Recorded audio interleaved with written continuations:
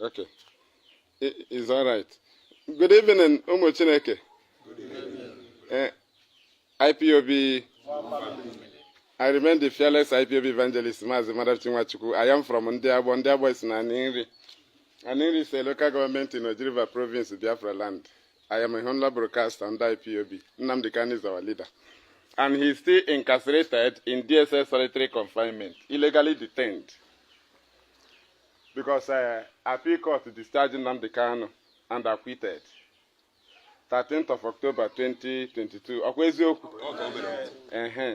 Ịma na ihe gbasara case, enwere caution and let me just start one. Enwere discharge.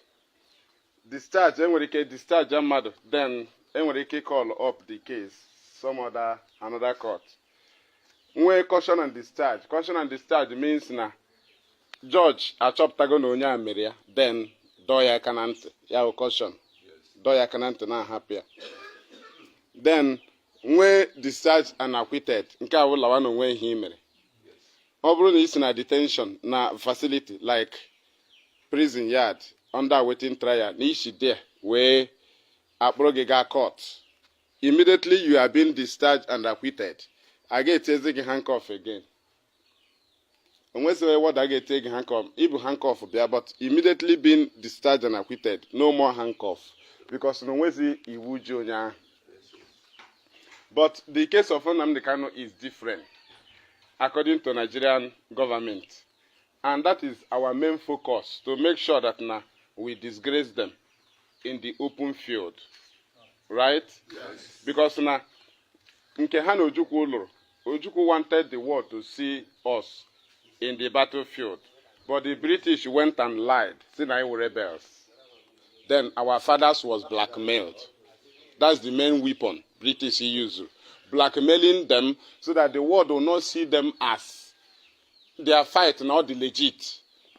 As they after resources, and they aim not against their policy. So the British went behind with such foundation, and that is why IPOB came, because now ihe mbira he metro na account ị na-eme ihe ị kwesịrị ịma ihe ị na-eme ọ na-awazụkata ha eme account ọkwa ya anọta ya emerụ na account ọ na-agbago mbọ ọwụ na some of us chọrọ ka IPOB bịa mee okwu ihe anyị mere n'isi mbụ. Ugbu a ka anyị na-eyuzu mbọ niile ahụ ị gbara since oge our leader was kidnapped. IPOB moved the war away from here, because now our people can follow the victim. But when the government recruited, you don't need to bring war here. You get with a war. Equally the enemy, equally now who clear. Man, the enemy better. Oh, you can lead an 80. I want our land to become peaceful on my own tree, because the enemy, British like the crisis. No, don't have no crisis. Have no crisis. So, how program IPOB ha lụsago ha ọgụ before lụsarịa ha mara na the only way ị ga-eji alụsa IPOB bụ na ị ga-eso somebody, ị ga-eme infiltrators inside, so ye inside eshiga outside lụsa ya ọgụ before ọwọkụ a form more report ọwọkụ a form more so many things emecha form more radio international ọwọkụ. This time around a plot to the people inside the IPOB final and kidnapping of a leader will mistake to Nigeria. Or not that sudden, I planned there for years. Since a early attack in Afaruku, EMA escape. Since 2018, Kebido plan one. I know live, only a low voice. Our people are listening all over the world. Thank you. Share it very wide. Then Kebido plan what I say today, our leader, destroyer IPOB. So let me return back to the foundation. I'm him to touch here. The foundation is that now IPOB is here to vindicate our fathers. Because Biafra with such image as in our fathers or rebels, we are unpresentable. Because now with the image of rebel and Moani, so we are being blackmailed. That's why we come with self-determination. Yes. Right? Yes. And they will hate you. ịma na people chọrọ ka abịa na-amara gị atụ ihe na-amaghị anya onwere onye dọrọ freedom fight onwe onye lead freedom fight n'ebe a before ịmaghị anya just our fathers our veterans nọ here ndị stop that is their duty defense ka ha nọ here defense ka ha lụrụ ọgụ here because Ojukwu went to Aburi Ghana to discuss Nigeria. The only thing that now I secure security. And the problem of the British na that agreement secure anyị. And they hate ndị ọbụla nwe resources ha ga na-ezu ohi na be ha to have security. So your land ga-adịrịrị under siege. That is the only way ha ga-esi na-ewe your resources. Okay, what like the key? Yes. And the Aburi Accord agreement nyere anyị security. And they don't want it. In security, then that is to say, in security, you can now look after your resources. And they'll get British. So, has to go and fight them. Instead of, when head wrong, they would have arrested people, or like Ojukwu or some other people. And they may arrest, I get with Aburi Accord agreement, and the world will look into it. So, in go and fight them, so that when anything I get, then they will now go ahead to blackmail our fathers before the world, so that Hage Leranya. In one of the mathematics. Yes. Then, Ojukwu si na ha nọ n'ihu ụlọ na-eme udo. Ya nụ sand egbe n'azụ ụlọ. Ya sị ka ọ ga mara ihe na-eme. Ndị ke nọ n'ihu ụlọ agbawakwu egbe. Ọ sị ya bụrụ gị gịnị ka ị ga-eme? Also, I have no other option than to draw a line. Then I drew a line. I told Gowon, from here to here is called Biafra. Simple as that. Onwe ihe ọzọ ị ga-eme, ị nwere option. Abịa n'ụlọ gị gbaa ya okirikiri. Ihe ọzọ ị ga-eme ọ defense. Upon that, they try to force themselves to have Nigeria before you were saboteurs. No way. Upon that, actually force banye, right? Because all the organized plan rogo, they will not hang out like this. Just now, I defend the world. And they tried. Today, they secure boundaries for us. They left map for us. They left our flag for us. They left everything for us. What we are here now is to restore it because it has existed for 3 years. Yes. So in our restore here, you must prove your father's right. And that's what IPOB did. I am here with self-determination. With self-determination, the British will not endure it. They will come with the excessive force. You know, the first thing how was regional my POB approach was civil defense, but they came with army and police. Yeah, how about I went? I am pattern Hannah ball once. How about pattern her? Was ball in the video. How about your pattern? May changes honey. When a ball can be there, video. IPOB. So now. Mba, don't worry. I told him okay, make mistake with him matter. Hana dey make mistake in both for them. Oh, when them matter can na dey with it. Maka uno ka dey but more at the niche. Ima no go awo. I know all wing by wing. Onye obula na nke ya. Everybody is important. Onwe any player any red card na field, other players are they happy. Everybody is needed. Then when di ke ha oru nke ha na ebido be. Now, mgbe ha ga-ebido nke ha ha karịkwa anyị, right? Imo level ana arụ ụlọ when they ga brush site, when they ga agbasa aja, when they ga akpọ block, all stage by stage. So anyị na ha agbagola onwe ndị ke ha na-apụtabeghị. Ya ka anyị ji nwee time ịnabata ndị anyị, right? Because na anyị mana onwe ndị ga-echange tomorrow. People chere anyị ga-egbuwe mmadụ o mewe nke anyị na-eme ya. It is self-determination. Anyị ga-decide rere. Ha ga-prove rere anyị wrong with referendum. They must prove us wrong because na the Nigerian Ekumakia, we don't know about it. Then nobody have explained to us why we are Nigerians. Then any gain. So we have a right that now something may exist for 100 years or 100 and something years now. I with the right is na so we want to renew the agreement if we need it. That is to say, we will I got to referendum, I get referendum, say I got one day Nigeria, I choka flan in rape our mothers. Then I had to Nigeria, right? My choice ka somebody sees than Farah. Biawuro DPU are here. I had to Biafra. Did you understand? Yes. So it is in our hand they decide to continue with the Nigeria or to stop. Because now I am a millionaire. We are always the victim. So our right to decide. enwere okwu director m na-ege this afternoon ya sị na ajụọ ya maka after referendum ma o fail ya sị it must be referendum ya sị we will keep agitating.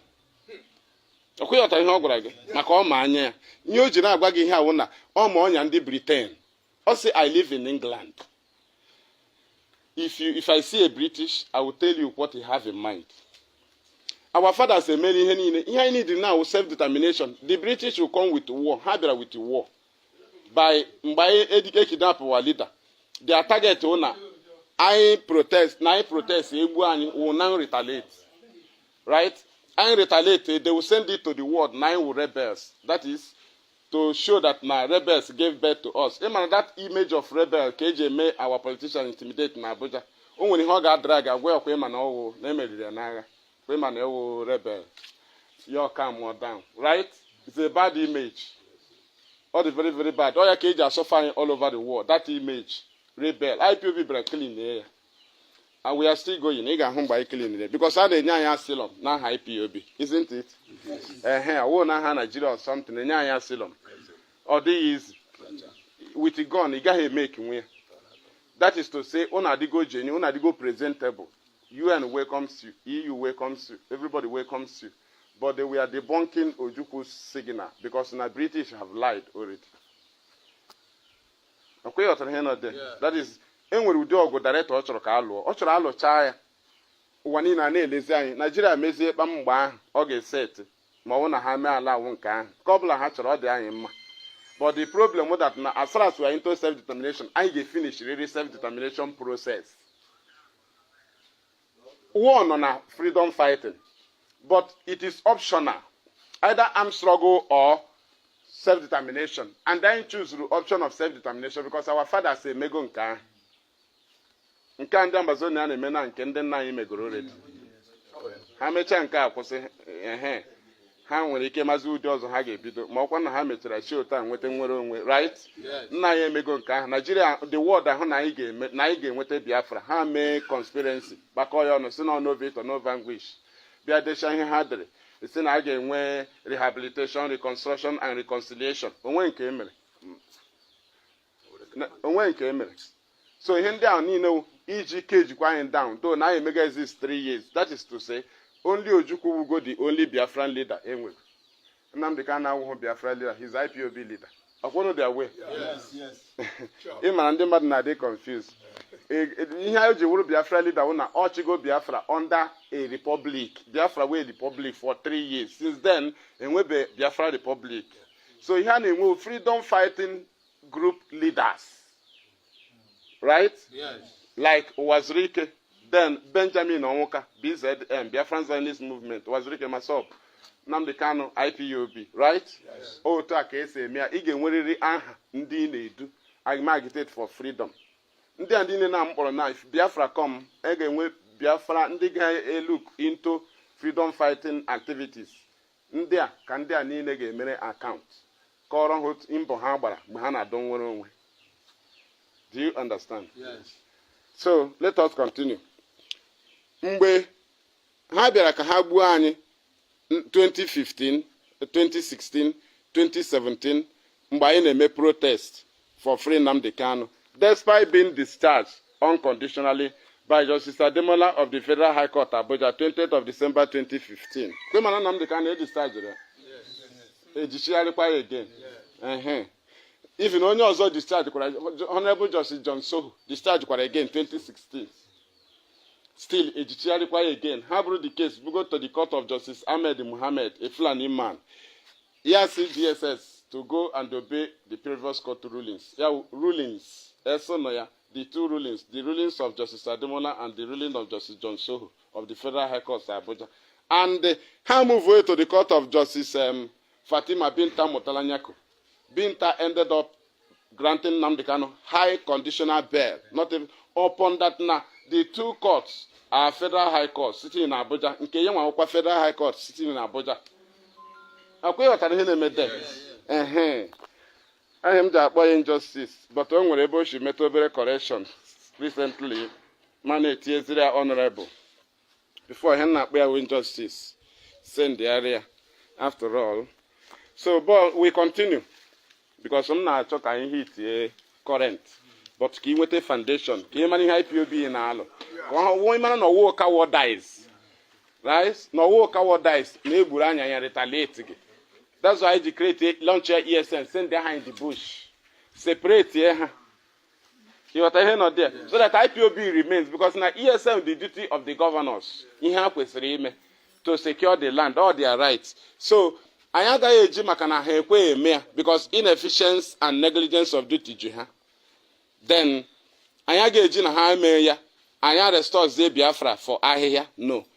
I launch ESN secure our people because Biafra is for human beings. Ayaga na no na ado Biafra fula na egbucha ha. That's why we launch ESN to secure our people separate. But you will go through IPOB to join ESN. Because not the only security outfit, no any connection with government, and that is the anger of the government. They cannot control them. You can hear their anger. Yes. They control Fulani terrorists, they control Boko Haram, the only ESN they cannot control, and that is their problem. Because having really access to everything, here we go labor, here we go Christian Association of Nigeria, here we everything, government here we labor, hey labor will go on strike. I no meeting. Not talk. Here, government instrument. They will not allow the people to put somebody gonna make that thing. Hage mo gana he will long haneze. Haga plan to mad. All fidelism, fidel system. Before you go on nation does and under. They are wonderful and all fidel system. You got serve when you fulani. I get set logo for years. Omoga serve where fidel system. I want to practice democracy. Even in also make we set logo poor.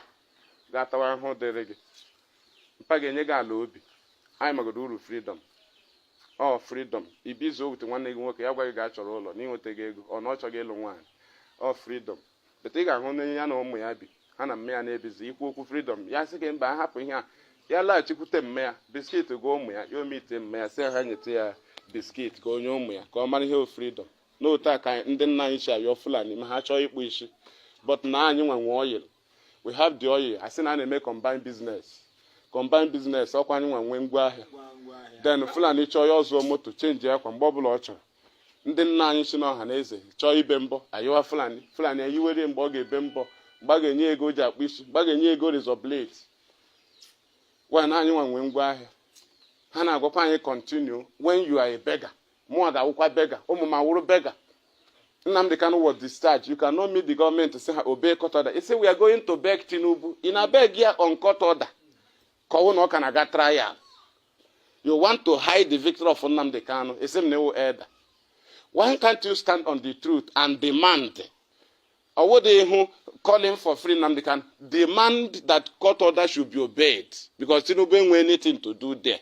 Tinubu is to instruct the Ministry of Justice to direct DSS to obey court order.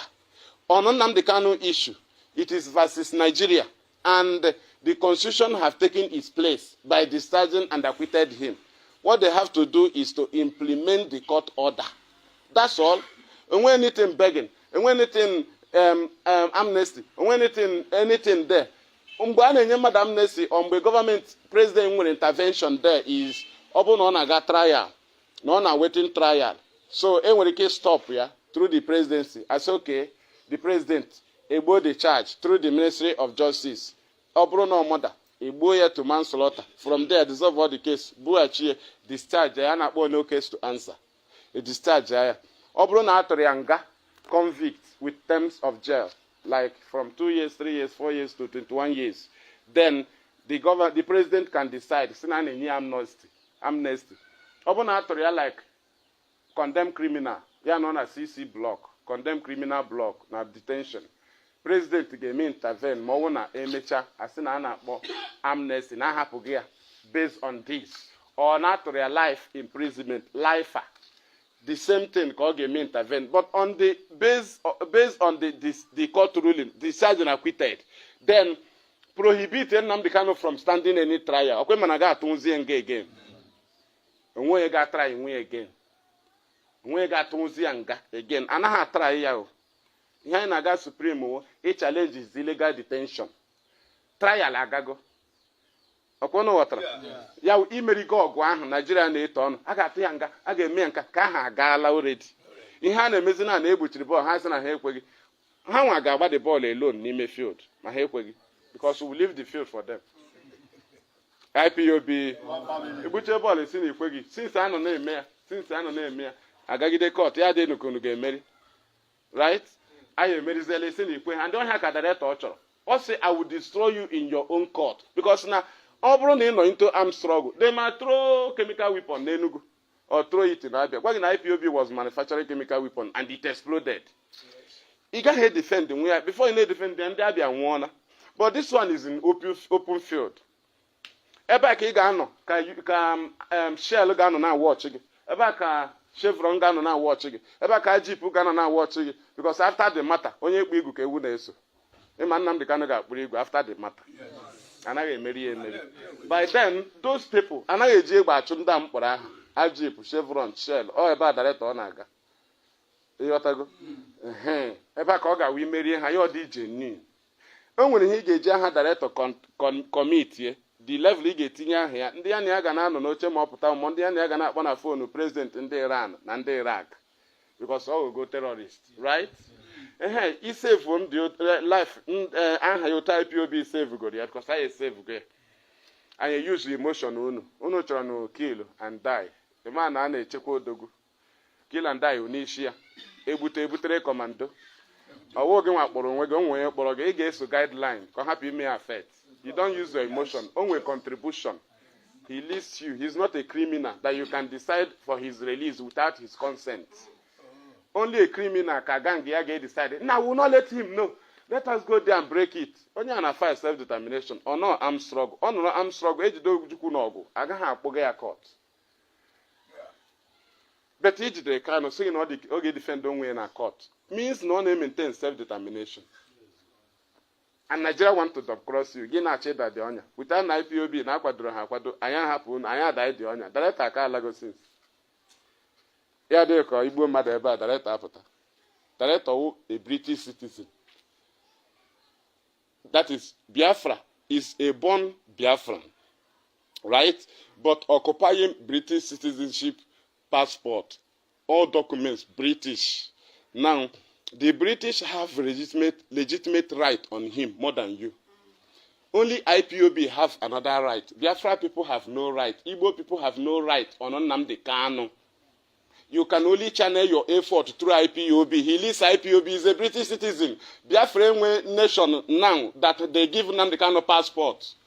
He's not occupying your passport. Legitimately on Britain. But he's a born Biafran. You must follow international law. British will deny you. Did they ask you to go and kill somebody for their citizen? Britain kidnapped their citizen. We hope not through them can get free here.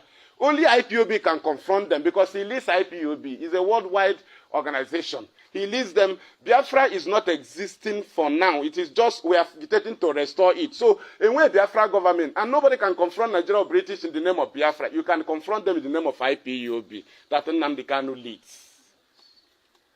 A very simple something. Me magia ina machari ga diary ndiro ala obodo anyị n'iyi.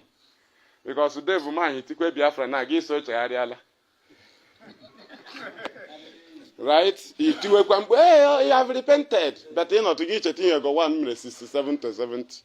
Get you for a head of my him the day before yesterday. But you can need to think about I made the far back. As well as all of Biafra, Chile flag, get you for I am a chief. I am a chief. I get to thank him and me. Director Seaman came me with there. You can have condemned when Dojo make a hotish.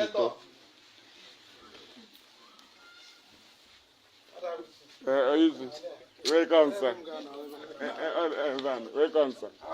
Adam, sir.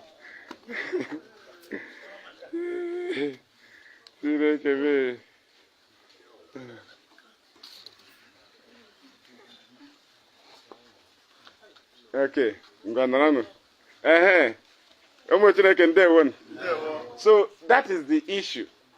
The fact is that now IPOB made the battle. Right? Anyị a connect ya na-maintain lane anyị because na ọ bụrụ na o nwere otu isi shift from self-determination I maintain go for years. It's just like onye na-aga trial. Ị na-aga trial. ọ bụrụ na barrister achọghị ka ikwu okwu na court during trial, sọsọ ihe ga-etake you plea. Are you guilty or not? Guys, not guilty. Right? You have capital offense. The magistrate has said that as the accused man pleaded not guilty, this honorable court have no power over this case, and the accused man should be transferred to DPP for further investigation. I remind the onye ahụ na detention. Then, mgbe a ga-agawa trial, barrister nwere ike isi na onye akwu okwu na ọ ga-commit onwe onwe ha na file, a na-akpọ ya no case submission. A file ya. Onwe mgbe a ga-agagide trial gị because ị na-ekwu okwu. Ya wụ na o nwere allegation prosecutor wetere na court. Ya mean na a ga-bounce the motion for the application. A bounce ya case ga-ebido n'isi. Otu a ka ọ dị ihe anyị na-eme. I shift from self-determination by armed struggle. That day ka i bidoro struggle fresh because i bidoro another track. Nke ọzọ niile ị lụrụ alago. Okay, what are you there? Okay, man, the whole allegation ebro director one address. As na okwuru na radio had and received under the jurisdiction of this court. Thank you, sir. Lady airplane bonus. Under this jurisdiction, both the first amended count charges, there were 5, second or 7 amended count charges. Third or 15 amended count charges. Hanine. Okay, man, he waited that warrant as an director may escape. In Hajina, there amended count charges. Okay, man, all that warrant came with you within a court.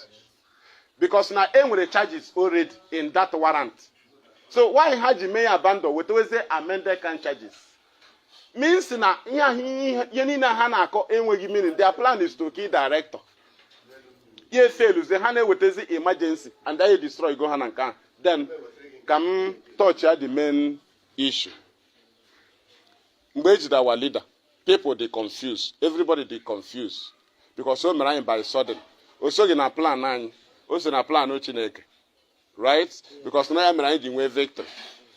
Oh no so in a plan ya. When we get people Nigerian na pick out. Ele Nigerian judge again you did ruling na. And when boy secure you did ruling now before. Also na can stand the trial on this matter again. Any Nigerian court. The politician secure ya. That is to say, na ihe ọ na-agabiga so na program Chineke. Mmekwere director ji hụta ya mgbe ọ na-enye last broadcast. Ọ sị na some of you will be bought over. Ọ sị na 2 weeks from now, na ihe anyị na-aga ịbanye with the hardest what is it called? Na anyị na-aga ịba n'ọnọdụ isiri ike. Na mgbe ahụ ka a ga-ama ndị bụ ndị. Ya kwucha asị gụwa Sam.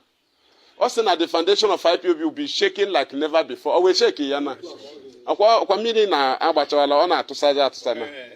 Okwe ndị na-enyo anya na ka ma gbachachala ka ha bịa. But anyị makwa udo dịkwa. Ọ ha ji na-arụsi ọrụ ike. Onye ghọta onwe ya mechaa laghachikwa otu leadership chikwo no problem. But ihe anyị ma na anyị defend the IPOB. Without IPOB, onwe onye ga-aganwu for free Nnamdi Kanu. Biafra people cannot go for all plan government. Plan how keep Nnamdi Kanu in detention. Then stay the word he defend himself in court. Then deploy army to their land. When you dribble them in the court, you provoke them. If they retaliate, you kill them. If you kill them, then destroy their land. You will now release Nnamdi Kanu. By then, IPOB had been destroyed.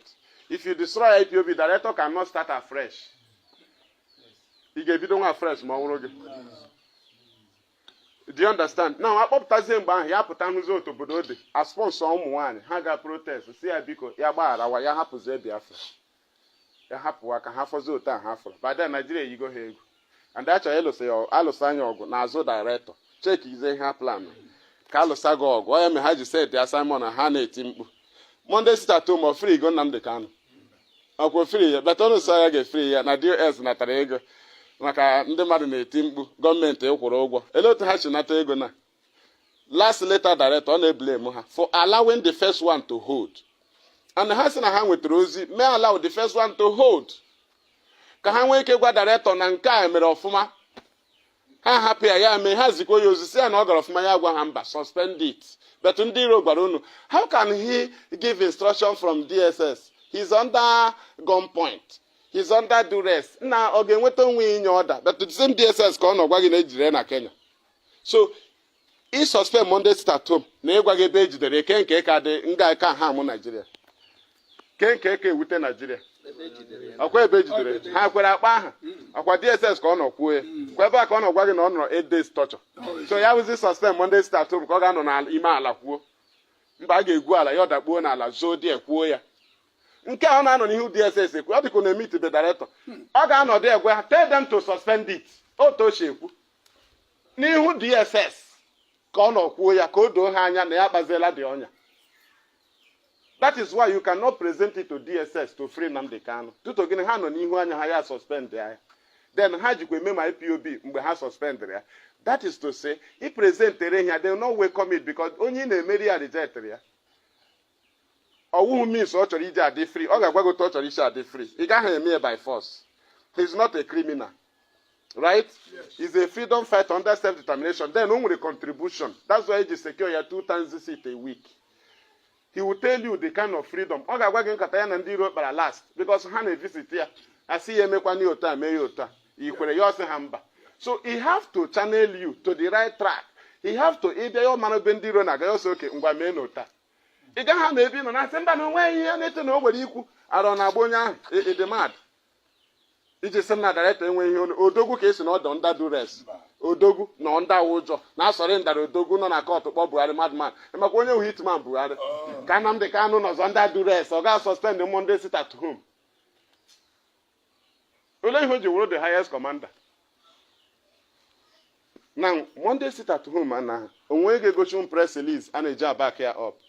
O nwere ndị na-asị na the press release si na Monday sit at home na anyị mere ya ọ na nọ ndị Igbo ọ na onwere ndị onwere go press release ịhụ ọ dị onwe ihe ọ na-arụ because ị ga protest na nke onye eze ma onwe ya kwuru okwu unu gụcha ego la onwe ihe unu kwuru yọtara ihe nọ dị na ka m gwazi unu ọkwa na-eji aha ndị Biafra eme sit at home enwere Biafra gọọmenti then ka ekwanụ gọọmenti Nigeria ọ ga-report through the world na o nwere ihe ndị Biafra mere enwe Biafra. That is why ha commit a crime Nigeria as an IPOB because they cannot tell the world no one hindi Biafra mere. That is he promote Biafra. Now those people name ha enwe aha group Simon ele aha group ha autopilot or it is unpresentable or a good language organization people without leadership, without direction, without directive, without instruction.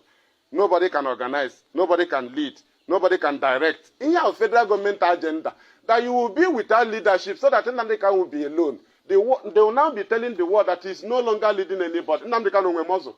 Emmanuel is a muzzle. Now, the world no way a muzzle. The world organizes Nigerians to free him. All give one muzzle on a way line. I told you, I say free him. Nandi on a do buribu. You are like the game.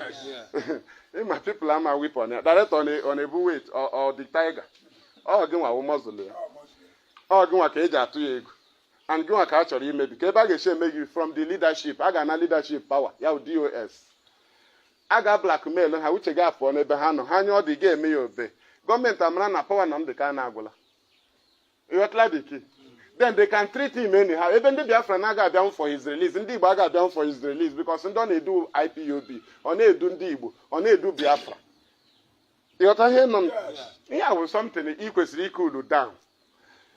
IPOB na-alụ ọgụ ikulu down ma na anyị ma ihe anyị na-eme anyị nwa ka ọ kacha ewute beta anyị agaghị agba overspeed anyị achọghị ịgbata ya nnụnụ na nku katapọt anyị na-agba ya na-anọfe agba nnụnụ nọ n'osisi dị anyị agbago before si 7 to 7 ọkwa ya gbatacha ya na nku ya fepụkwa daakwa so ka anyị chọrọ igbu ugbu ahụ n'obi anyị ga-agagide gaa n'okpuru oshi gbaa ya ọ na-efe ya fee nnụnụ na-efe ya fee IPOB nnụnụ chọrọ ife ya fee ọ dịghị anya ọsịsọ maka all future of ma ndị a na-amụbeghị ka ị chọrọ iji eme mistake ị ga-eme mistake ime mistake nke ugbu a ịdaala Buhari anwụkwala ọgụ ka dị on ihe Tinubu mere occupy now empty case file aga atụzi Kanu nga then onwezi right director enwe trial date ihe anyị na-aga Supreme challenge is illegal detention and ihe na-aga now judgment that is ebe ha anyị na-eche anyị na ha erule ya ọ ga-awụ imecha ha ajụ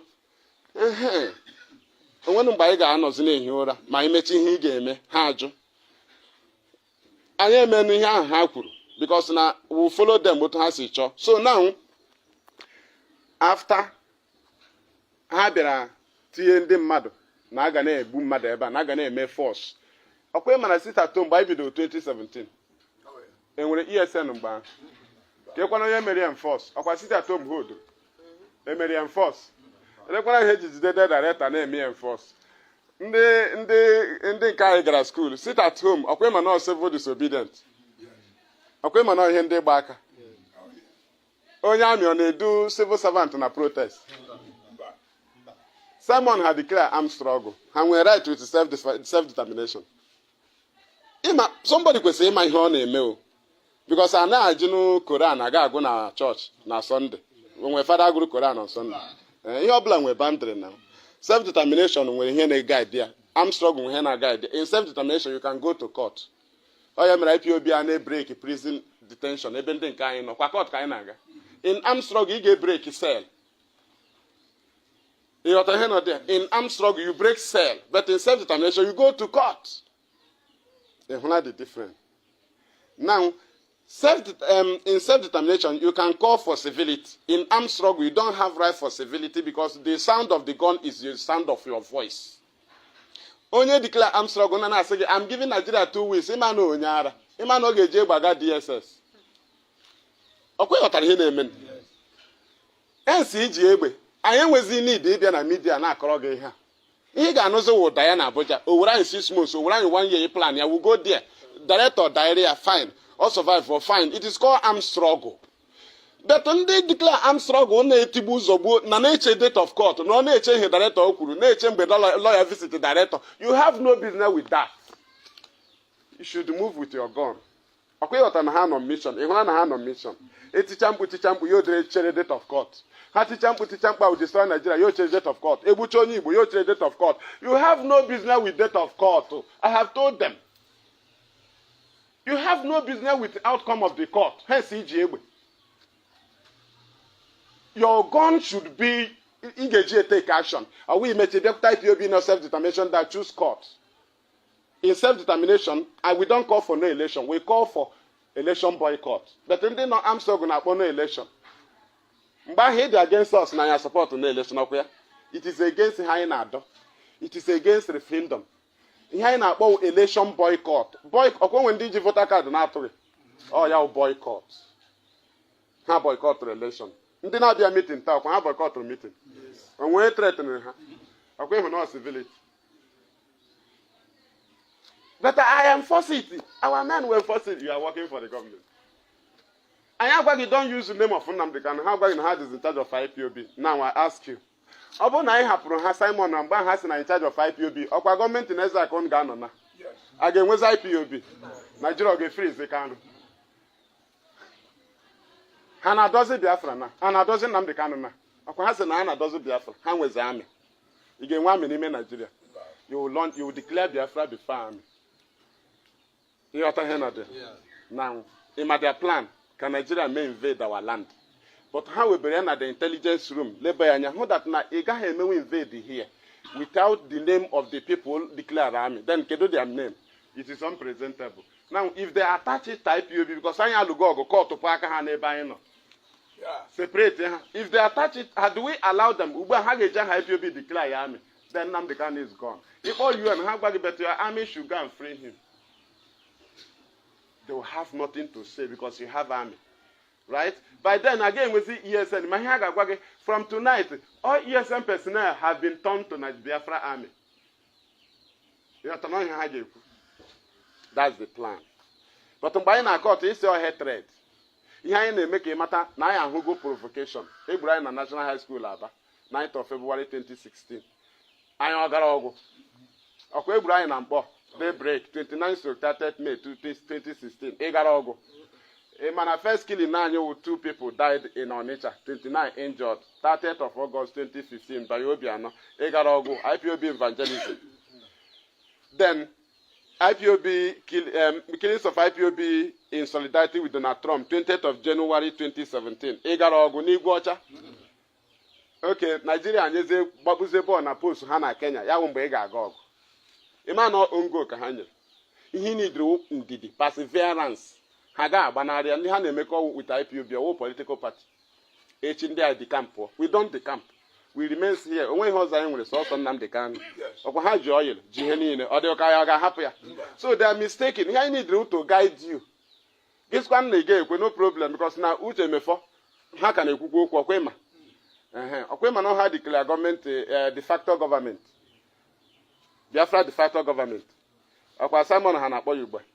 Ị na-anụ ya? Biafra government in exile and Biafra de facto government in homeland. Ị na-anụ ya?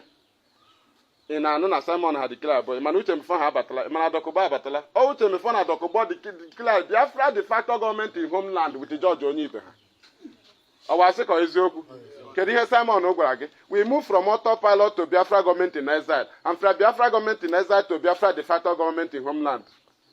Dokubo ha ọbatabeghị. Now you see why they don't answer a name. Ha ji gwa gị na ha dị charge of IPOB. Because they don't want to answer a name. Because ndị ha na ha na-arụkọ the team buru ibu. Ndị mere anyị attack buru ibu. All round the whole enemy of Nnamdi Kanu ozugbo eji enwezi enemy. Onye ọbụla na-akpọ ya our leader, our leader, our leader, our leader. Director enwezi enemy. So i chere onwe gị echiche. Ndị a niile na-adị against you. Enwezi onye ha niile channel zuru ofu ebe. Ọkwa ịma na ụfọdụ our ESN ndị bara Simon mana ndị bụ criminal n'obi before. Ozugbo ha hụrụ chance criminality ha join ya. Owu deceive. Some of our people pụkwara here ndị need ọgụ since. Kwe ma onwe ndị need ọgụ mgbe anyị na-eme protest. Mgbe egburu anyị, okwe ma na ha pụrụ. Ụfọdụ remain here ozugbo ha hụrụ chance ndị na-eti mkpu ha join ya because they believe na ihe anyị na-eme. The same thing ka ndị mmadụ na-ebu n'obi aga chọọchị. Ụfọdụ chọrọ miracle, ụfọdụ chọrọ ime otu chọọchị ya si ekpe, ụfọdụ chọrọ ọnwụ chọọchị lie ya, ụfọdụ chọrọ ife Chineke. Ịghọtago? Ụfọdụ chọrọ ka ọ hide ya mmehie ebe ahụ ka a mara na ezigbo mmadụ. So otu a ka anyị bukwa n'obi bịa IPOB to avoid ị na-ele mmadụ anya without ịma ihe o bu n'obi bịa. Maka nke o bu n'obi bịa ma ọ wọkụ ya ọ pụọ. Right? Yes. Anyị nọkwa ebe a maka director mana anyị nọ. Ọ sị na a ga-adapụchanụ. Ndị ga-afụ ugbu a wee ezigbo IPOB ndị ya na ya ga-ese move. Ọ na anyị bidoro ọgụ 2021 na-eji director ndị a sọpọtụ Peter Obi mana ha ga-echi n'azụ gba anyị egbe. Ọkwa ya? Ugbu a ha ji PVC gazie onwe ha ozi ọma wee like ya. Ịma na IPOB na-akpọ ezigbo brain. Ịsọpọtụ ọnụ election director atọ ke the language. INEC ga-agwa gị that na Peter Obi have 97% to become president but IPOB stop him with sit at home. Akụkọ agwụ. Onwe ihe ọzọ ị ga-akọ. Ndị Igbo agwa ga-ahapụzie Kanu na ọ Peter Obi kwesịrị ife iri ya. Then emezi protest the whole Nigeria and IPOB stop the right of Nigerians. They want to remove Fulani from ọchịchị town tinye onye Igbo. So IPOB has stopped. So Nnamdi Kanu should remain there. IPOB is terrorists. Ịma na ọhịa ga-anụ. They will now start violence in the different parts of Nigeria so that Nigeria government through the Minister of Justice will take it to Supreme Court as amendment ground of appeal. Makasi ha weta since onwe nke ha nwere. Ha chọburu iji na-atagara IPOB na terrorist organization by IEP during Global Terrorism Index Report 2022-23. Ọkwa etiri aha anyị. Onwenugo ụbọchị coordinator ụnụ kpọrọ ụnụ ka a ga-agba keke ọkụ. Unu egbuola mmadụ Monday sit at home mbụ. Olekwana ihe eji tie aha anyị na terrorist organization. Ọkwa Simon Ekperima ha. Na ha so lụọ dị ọgụ ka ewepụ aha anyị. Kedu onye tiri aha ya ndị ma na Kanu? Now, aha IPOB surface na list of terrorist organization. Ịgwa UN ka to free Kanu. Ha kpọọ Nigeria. Nigeria asị ha check their list. That is the leader of terrorist organization. British will weaken you before you na-ebido ọgụ. Ibido ọgụ asụọ gị akwụ. Ha ga-eweaken gị from ebe ahụ ị kwesịrị iji dị saved. Ị hụrụ their weak point na. Na Chineke shift through Biafrans all over the world. Then IPOB abịa nwee ọwụrụ organization. Nwezi IPOB all over the world. That is to say, we have express roads to approach any government in the world before the British are na-eweta achị ha eziokwu anyị anọrọgo already. Oge nke Ojukwu nke ha naanị na-anọ dị. Ịghọtala dị ike. Sọsọ nke ha na-anọ. Ugbu a nke anyị nọzi. Now, British abandoned their citizen. Kedu the duty of IPOB is to take the court victory. Ọ ya mere anyị ji make sure na anyị secure ya. Mgbe anyị na-aga court, ka ihe ha gwara Simon ha tiwe. The political solution, we should do something. You will not free our leader through court. Today, Nigeria should obey court order. Oh, na ya ga court order. You get where UN you get where sit at home with UN. You get where sit at home with EU. Can he jago bas? obe kọtọda ọkwa ya ị ma na ọ ezigbo weapon ị ma na anyị gba aka before ị ma na akụkọ ka anyị na-akọ before na a na-emegbu anyị ugbu ọkwa iji weapon ihe a ihe a na-eji brain na-eme if you don't secure it makwa enweghị kesi na ya dị unu gaa police asị nke ihe landlord ukwu ọkwa ya nke anyị ji aga ihe landlord ukwu IPOB ọkwa ọ na-edo anya anyị nakọta ịgakwa UN na-agwa gị na ha na-achọ gị okwu onwe ihe iji bịa ịbịa na ịkọ ashịrị okwe mana onwe ha iji aga na ka ihe IPOB na-eji eme na wite ogbugbu niile ahụ egbara isis ka ha ji eme anyị ji agakwu ndị enyi Britain ndị ahụ ha tọrọ achị tụgide Ojukwu mgbe ahụ anyị jizi agakwa sị ha na onye ahụ British citizen na-elid IPOB na-adọ nwere onwe ndị Biafra through referendum na British mere ya abandon after being discharged by Nigerian court Emmanuel of cross ha na emechazi ọgụ bido British gbakwu ndị a chọọ ịtụrụ ha asịsị ha lekwe ihe IPOB mere ọkwa ha ga-agwa ha kwa onye ahụ your citizen why did you abandon him ịma na ị kwesịrị ime ụdị ihe a ịma ma ịlụchara ya gị bido ọgụ ha mee gị ha ga-eme gị ọkwa ịma na ha nọgo 109 years with ashị Nigeria wụ foundation ọjọọ aja lie foundation ha nwe oil to bribe people ha mee gị ihe ha ga-eme gị bifo na-amata kọntrị ndị a nwecha oil a mee gị ihe ha ga-eme gị cheke ndị nwe independent na-aga agbaziri ego from ndị ha nyetụrụ oil iche na obi dị ndị a nwe oil ahụ mma ọwa IPOB merie ha chanel ha na ka na-emeri anyị agreement director pụta ugbu a ya ọkpụrụ igwu ewu niile soro ya wite aha ọma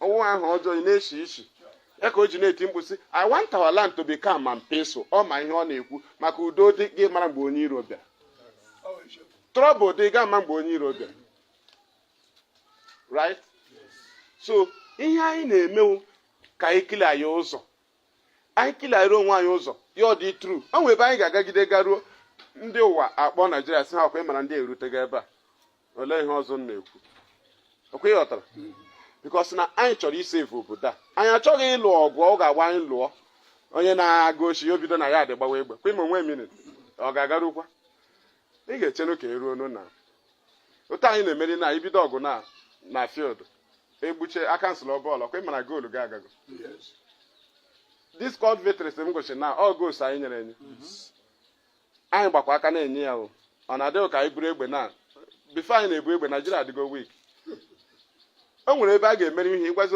onye amị ya agba ya ọ gwaghị sinsi ejidewere ndị a sinsi egbure ndị a ka ihe a na-alụzikwa n'ụfọ army will become weak by then anyị alago ha n'iyi with this our pattern matakwa na ha na-emere anyị anya ụfụ our achievement out of 20 pounds matakwa na ha tụrụ achị n'aka anyị in number matakwa na ha ahụla na anyị ka ha in number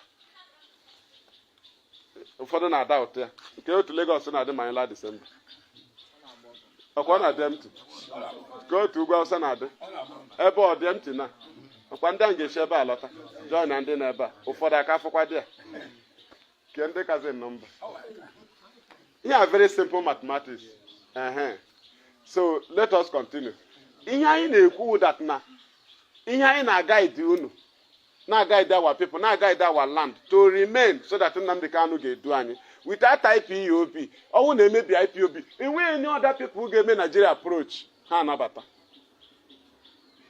Now somebody can never abandon IPOB and go and fight for free Nnamdi Kanu. You are dreaming. I will return when we buy mmadụ ga-asị a ga-agbata mpe ị na-akata ịgakwu Nigeria sị ya free Nnamdi Kanu na-ahụ onye kwana ị na-ahụ ọha na eze ha bịa ha sị na ha na-agba IPOB Igbo leader ha na-agba IPOB ọ sị na ha ma ụzọ ị gwara ịma na IPOB nwe adreesị IPOB leadership were address. Ị na-emapụ afọ ekwu okwu ọkwa ya ihe IPOB kpara ya ede ya ọkwa ya redio Biafra na-ekwu okwu ọwa IPOB address otu a Simon ha nọ ọ dị ka international community nwere ike ime itinwe ha they are not organization ihe a wee individual one person ka ihe a na-ekwu Simon ebe sit at home kedu aha team aha group ya Wazirike na-elidi Masop Ben Onwuka na-elidi BZDM Nnamdi Kanu na-elidi IPOB kedu ihe ọ na-elidi so ha ga-echuzu nwa ha nọ with agenda. Now I am in charge of IPOB. Nnamdi Kanu handed over to me. I handed over before I suspend the Monday sit at home after suspend the Monday sit at home. Kedu ihe butere the manipulation na suspend the Monday sit at home ọkwa ya As in a hanala bribe, suspend their Monday sit at home. From there, Yagwagin had the charge of ESN. From there, Yagwagin had launched the M branch. From there, Yagwagin had launched the VOB radio, that you should stop listening to Radio Biafra. From there, Hagwazegina had conduct a vote of no confidence, that they sack DOS. Imagine another community, people from another community, may vote of no confidence against the leadership of another community. People that was not elected in, people that was voted in. Nnamdi Kanu said, I am the INEC, I am the voter. I appoint and I remove. Sure. When Biafra come, election will hold. Now, they may appoint because somebody got a conduct of vote of no confidence, 7,000 votes out of 70 million Biafrans. Gbagi the sack DOS. Today, what can I about DOS? That Mbehammed the 7th of February 2022. Second answer, emecha ihe niile, ịma means of lawyer Nnamdi Kanu, ịma means of Nnamdi Kanu. Nnamdi Kanu zie lawyer ozi, ewebetara gị ga PCC nwe ya. Onwe language ozi oge ezi IPOB leadership, ha PCC ewepụta mini ya. Enye gị ga-ewepụta nwe ya, enye lawyer ga-ewepụta nwe ya. Gị na ha akpakọta, gị na director akpakọta bụ ụdị nkata ahụ before. You can't PCC it. You can't bring something out from there. Enye gị na-ele n'anya. Because ịma the language I na-use. Do you understand? Yeah. So, that we didn't hate anybody. The only thing I ain't going to say, get disturbed by IPOB, disturb Kanu, has an ego. Now, Monday, I have to go director. Then Hebrew na Monday again. A lot of Shibu Onibo, Makanam de Kanu, why na Kanu na Tango Makonibo. I want to know. He want to save somebody. Somebody Petra can ebere mole ya pụta. Pụta na eziga agbagbuo. Somebody ibu Kanu n'obi. So ogwuro ta ka IPOB shi gbuo ndị mmadụ mgbe aha anyị join IPOB. Anyị ndị mmadụ na-asị na iwosabo, you don't want to join Biafra. Ọ na anyị gbuo ndị mmadụ mgbe mmadụ ole ga-afọ na. Anyị kara igbu ha nwakwa. Ha nwa join no yesterday. Maka anyị anyị egbuchala no ha nwa. Ịghọtara. So onweghị ụlọ na-enweghị guideline. And they wait na elu table talo. A lot of man is saying again was the guideline nature. On our way, she carried a bullet garden at toilet. How we win a guide the then with a toilet, we bathroom, we kitchen. Right? Then Ole to the mother she was saying because Nnamdi Kanu no detention. Man no manipulation, man no emotion can use. Emotion again. Your love for Kanu and your love for Biafra. A use against you. Onwe you need to is responsible because Hebrews or tag people in dojo. So if they destroy it, you hope on under Hebrews of blackmail and you free them. Somebody Burundi Igbo, Ngurumado Mando. I guess no you want to make the director. How do you save Nnamdi Kanu with the violence? So or the geka okune nweba ya wuru free Nnamdi Kanu na Nigeria get free nwe. Can you just send the army here? Now, if you start doing it for them, see how a reason who free Nnamdi Kanu, that's to say Nnamdi Kanu will remain there because they want your land to burn. It's a very simple mathematics. Very simple thing. Nigeria will peace in our land. No. Now, if you start destroying our land, they say no free Nnamdi Kanu, automatically you are telling them not to free Kanu because they want our land to burn.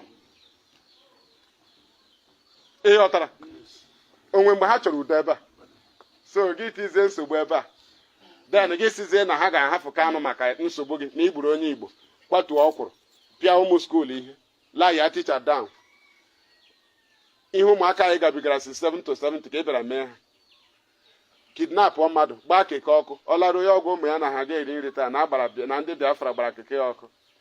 Imagine ụdị seed unu chọrọ iso oyi today say na our people now reject Biafra ha ga-asị gị ihe awụrụ Biafra ka ha hapụwe ya. Akwa ha ekwuwele ya mgbe ahụ. Okay, here government they cannot destroy the Biafra agitation without using the people. Immediately the mind of the people is out. Nothing. You can't force them into Biafra. You will tell the referendum, has to to hell with your referendum. That's why we carry them along. Everybody cannot join agitation. But Biafra people are sitting at home for free now. It is wrong. Biafra people are sitting at home in solidarity with IPOB. Right? Biafra people has no direct approach to free Nnamdi Kanu. It's a lie. The Christians not through Jesus. emite nnọkwa ya lee otu eziruzie na nke a ihe chenjizie na ị ga-agazi direct ị ga-echi na IPOB before ishi n'akụkụ you can never free Nnamdi Kanu. Nobody will listen. Nigeria ga-adịdị ha ka onwe ihe ị na-eme onwe signatory target ngawa closer to free Nnamdi Kanu. That's why ịhụla politician ka ihe ha present in the house concerning sit at home ha na-present criminality not sit at home. Ọkwa ihe ha na-present people are dying. There is a force, it is killing the economy. I present sit at home because now obu criminality. Now it is not presentable to free an innocent man. Right? Now, ewepụta the criminality, and that is what we don't want to go closer to the name of Nnamdi Kanu. Anything criminality. I chọrọ ịma ihe anyị na Nigeria ga. That was how prove I wrong. Cool on down can they approve go down wrong first. They cannot be able to prove us wrong. So why was there now when you get down? Unu cool down. Ka ihe a ga-eghe. Mgbe ọbụla anyị gagidere n'ụzọ IPOB gwa gị na o nwere poolu dachiri ụzọ. Cool down ka isi side ya. Ya adịla gị ọsịsọ ka isi side ọ adịgodo 15 minutes ka isi side o nwebe anyị na-aga anyị ru ha da place ha sị anya na onwe onye na-agafezi mgbe aka trouble setịrị anyị ru ha na da just nwenu ndidi ka anyị ruo da place onwe onye obi dị mma ịma mmadụ ole egbugoro nke ụbọchị mmadụ egburu na aba so ọ dị ka anyị ga-ahapụ ha gaa zuo ike and ịma na ụzọ adịziri anyị ebe anyị si ala ndị ka egburu egbu na-eche anyị n'ụzọ ha blọkchara ụzọ you can go back ọkwụ ihu nwekwe ebe anyị na-aga nwekwe chance adịkwaghị ebe ahụ we cross from bridge to bridge and bridge ọbụla anyị cross nwe ndị na-anwụ de ndị ka survive remove ọkwe moto anyị si aga since. So some of our people again onwe ihe na-eme na in the family ụfọdụ nwee issue with somebody ya na-eche ka IPOB ikpecha ya ma mmadụ ikpe ọkwa ihe ụfọdụ na-eche ya sị na onwebe ihe kwuru na keesi ahụ ọ dị wrong because na ya enwee chance ikpe ihe IPOB na-eme ha leba okwu anya ha enye instruction directive or order because ka ihe a na-eme ka ihe a miniri ọnọdụ ka ebe anyị nọ n'ụzọ na-aga na-alụ ụlọ then mmadụ azọ ibe ya okwu onye etie ịzọla mụkwa like motis zọ ya ọkwa mana ga stop the movement mgbe ahụ ihe a ga-eme na-akpọpụta onye a n'akụkụ atọ mmadụ bụ aka sị ha lebere okwu onye anya andị mana ọwa otilitanity ọ ka onye ekwute okwu ege unu ntị asị join the line let us move maka na onwe ndị kọtụ ga-elebara our activities anya ma Biafra abịa judicial or panel of judiciary onwere onye suspend onwe right iwega okwu ebe ahụ but a suspend ya gị ugbu a ga fight IPOB ọkwa ịma na enwezi right so ị nwere right mgbe ahụ ị ga akwụkwọ onye rire gị anyị na enwere ike ịtụ ya nga mgbe ahụ maka kesi ị ga na ebe ahụ but then ọwụzi IPOB na-elekọta IPOB ndị dara iwu aka jize ha atụ ndị a ga-atụ nganga so ka uche unu dị ya maka na onye isi anyị nọ hịa achọghị m bịa prolong wa maka ka o nwee ike yuzuo time nke ya ihe anyị na-agwa unu wodat na anyị emerigo ọgụ anyị na-alụ the only thing na anyị need to secure our victory ka anyị hapụ imere ọsịsọ gbuo anyị victory maka Nigeria chọrọ ka a cancel the match right ịlụ ha alụ ọgụ match a cancelọla goals gị ha nwa agwa egbupụrụ isi so ị nidiri izere ha ọnwụ na ị ga-ala defense because na iwu na match ọbụla nwere mgbe eji egbuchi ya o nwere mgbe eji egbuchi ya ihe ọbụla nwere time and ebe ha chọrọ iji ejide director anyị akpazichala ya anyị na-akpazi ọnya matakwa na level anyị na Nigeria nọ na onwe ebe ha rịpọtụrụ anyị eme ka IPOB mata onwe ebe anyị rịpọtụrụ ha eme ka ha mata na onwe ndị na-asị gị na lelee ihe DOS na-eme ha need ka DOS publish ihe a na-eme but onwe bụ onye bịara gwa anyị plan Nigeria against us so Nigeria can be hiding their own plan then our own will be exposed in the open. So if you cannot know IPOB all when Nnamdi Kanu was here ele otu oge chi wuzere ugbu a ka ị ga-amazi IPOB all ka ihe iminiri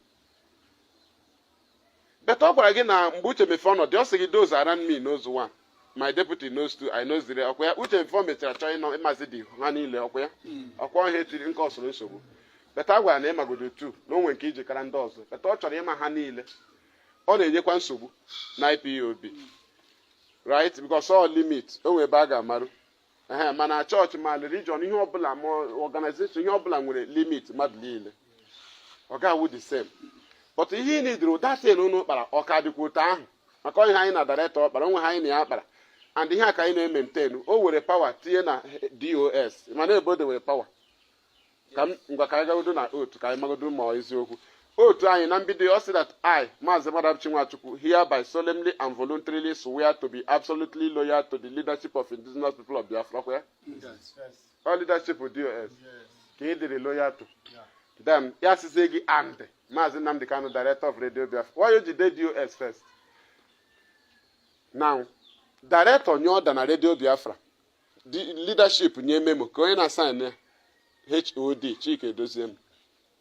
Director na-assign memo. Ma onye a suspended, ma onye a chọrọ. Inwe ebe edewe power. Ịghọtara ihe nọ there. Because na one day nwere ike ijide ya. Ihe niile a na-aga. Maka department niile anọcha ọrụ. Already. Also, if that thing is hard, they will now refer you to me. Now, when my director office can be active. Some of our people are magina. In your blood fall on office, our leader now, and they send there to Yanwa. They send there to Yanwa. Or reply here in 2 weeks, fine. Or reply here in 1 month time, fine. I can tell you why the leadership can use Zunkahaji. Because in your blood, when a bandre. A whole problem Nigeria that near actually stop here, not can emir. He still issue order. He still give directive. The only thing needs you febe, but not can with that power. Okay, when board the letter stop was it at home. Only power. Or talk a trouble called Goldauba, only power. Eban Hono, Ufozi Corges. Yes. Yeah. I'll bag in Ochala red, the Wednesday Hozo. Leadership at back at Haga back. One's a bobber Tiki Otike Queria. But on a wagon on a child green, or not a yellow, not a green ubwa. Happier. Utan Hossigi May. Until you are red, right? But I got to red due to cross and I cross go level line. Only level line no. I know as all director, and the marinating with our leader, and as on the ano, Imandigan Hana log, no Nigeria. Ndonya can as go do for years, he make sure Nandonya is secured first. Onye didn't as a case. Yes. I don't go my waiting trial for you. Onye didn't as a case. In one case, a gala. Warrant and war. A bit of Kawaranyako. No me nka na nka mekwere kana na nka mekwere nka ekowa story gina Nigeria. So this is why IG when did the follow you directive. Director nwere order. O nwere right. He controls us, he leads us. Onye obula agwara gị na director enwe anything to say or contribute in his freedom. The person is government agent. Mgbe director say ka enye Simon ekpa slot na Radio Biafra. Ọkwono nụrụ ya. Kwe ma slot dị iche na mmadụ iwere Radio Biafra. Ndị niile broadcast na radio kwe ma na slot. Ụbọchị enyere gị broadcast. Right? Now, before that slot, mgbe ahụ director sị nye na slot, ọkwa ma na o nwere office ị ga-aga. Iro na the office asị gị oke nna ngwa sign ebe a lekwe instruction lekwe teshemie na ọkwa ihe ndị nke a mere. Ọkwa ha ga-agba gị. Maka ọ the same director sikwa enye ndị nke ọzọ slot mgbe ọ nọ ebe a. But ịnụnụ ya dutu ọ nọ na nga mgbe ahụ. Ihe ji nụ nke a otu o shizie ya na ọ nọzi na nga. Ya nwezi ndị oziri ya ndị ahụ elikizie ya, right? Ha bụrụ ụzọ gaga zie Simon before zie leadership zie Simon why na owote sheme na IPOB. Onwe ndị akpachagoro a ga-eme announce na radio na a ga-eme ha point but ọ ga-ekwu kpakam. But before leadership a na-ekwu Simon ekwuweli ya na broadcast ya nwa, right? Mgbe a na-asịzi enyi leota na-eshi eme leota na-eshi eme ya. Ya sị mba, I will not broadcast on Radio Biafra under any condition. Ịnụkwa akụkọ. Common imepe Facebook, you will agree in their terms and conditions. One site you get mepe na smartphone you get agree in terms and conditions. Or you get agree. Or get agree. That was the Radio Biafra. The security of the people, you get agree in terms and conditions. Okay, what are you not there? Then even a motive, because if you want to serve your people, you man you want direct authority there before an age there. No, we will get maybe mad. Direct able can no be nigga argument. You were not there. Because so few you will be serve your people. Right? And they made the woo for you. So why did you reject it? Why and also may accept? Because you an agendist, you want to use it and raise voice. Can the matter say na hate here? To draw sympathy of people. You won't also a they were ready. Because you don't want to serve. Each or there anyhow. You anyhow Nichi director. He's the director of Radio Biafra. All the can again more office here. Director of Radio Biafra, anything you could do wrong means that no your director get to say. So you must be under that agreement so that if you go against that, we can use it and sue you. You are here not there. Because ozugbo na remove gị, ịsọ wase su yo gị. Gọọmenti amara na ọwụ director gwara gị kwuo. So somebody try to manage our life without any condition. Even na Radio Biafra our life. You want to be speaking there. One day, ikpọbata devil man he ọbịa kwuo okwu. One day, Uzodimma akpọ Radio Biafra. Guessing now, I will not speak under condition with our future. Do you understand? So that is it. The law would that na no aba no la. Ni ge yipa akpọkọ ya n'ụzọ. Ọ he director nyere iwu. Ndị ọzọ yipụtara akpọkọ ha. Ge bata. Rize, nwụzi akwụkwọ ndị ọzọ n'ụzọ. Sị na ge yipụ nke. A na-eme ya eme. Gị sị na ọ director nyere ọda, ma jụzie gị. Ọ bụ na ị na-arụ n'ọfịs, ọ ga-akpata ezie mmadụ sị ya bịa ka inye ya 150,000.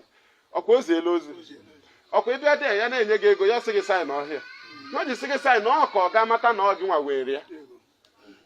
Ka site mba na ị ga-asign, so ka otu ya nwa chi ama akaụntụ, ihe ga-emezi ị ga-echere ka mgbe ọ ga-alọtara. Ka o jiri aka ya nye gị ya. If you cannot follow this instruction, Simon chere mgbe director pụtara ka ọ kpọrọzie gị banye nyeze gị Radio Biafra. But for the instruction o nyere anyị already, you will follow it. O change big. Very simple. Ya dịka ọ na-anya ma ihe a na-eme. Because iburu ha n'ihe ọjọọ n'obi. You will always, ị ga-achọ iri otu isi achọ sympathy ndị mmadụ. So all these things we knew it. But I'm not round up. So ka anyị jụsi ike ihe m na-achọzi ọnwụ na enwe question ma eme m allow, no problem. Ọ question ka anyị ga-echekwa ka ọ bịa. Ndewo. Yes, indeed, sir. That is a Biafran land governor, presently.